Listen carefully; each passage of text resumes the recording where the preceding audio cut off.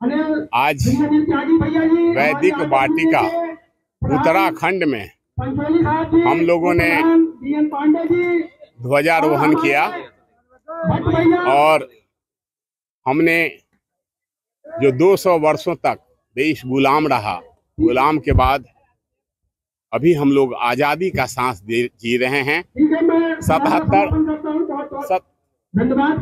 77 साल हम लोग गुजार चुके हैं।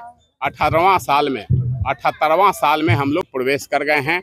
इस देश की आजादी के लिए जो हमारे शूरवीर थे, जिन्होंने अपनी शहीद दे करके आज हम लोगों ने इस खुले में सांस लेने का अवसर दिया है, उन लोगों को शुभकामना, बधाई, आभार, उन लोगों को हृदय से आभार दिया। और साथ ही साथ इस वैदिक वाटिका के विकास के लिए भी हमने लोगों के समक्ष कहा, जैसा कि यहाँ के माननीय वार्ड पार्षद जी ने कहा कि मनोज तिवारी जी के पास जाना है, उनके निधि से इसका विकास हो जाएगा। अगर हो गया तो ठीक है, अगर विकास नहीं हुआ तो आने वाले दिनों में एनडीए की सरकार अगर दिल्ली में हुई, हमारी सरकार अगर दिल्ली में हुई, तो मैं वादा किया हूं कि सुनिश्चित तौर पे इस वैदिक वाटिका का पूर्ण विकास होगा। अर्ध विकास नहीं, पूर्ण विकास।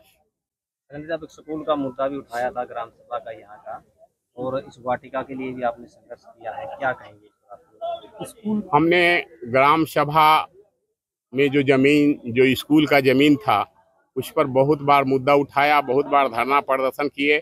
यहाँ के विधायक जी जो हैं, वो बार बार कहते थे कि इस तरह का कोई जमीन ही नहीं है, ये गलत मुद्दा उठा रहे हैं, लोगों को गुमराह कर रहे हैं।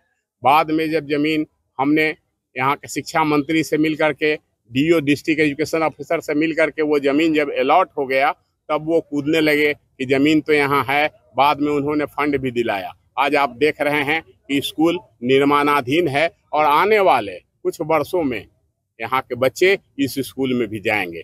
उसी तरह ये वैदिक वाटिका भी थोड़ा सा इंतजार करने की जरूरत है। निश्चित तौर पे ये वैदिक वाटिका भी उत्तराखंड का, बुराड़ी का एक बहुत बड़ा एसेट प्रमाणित हो।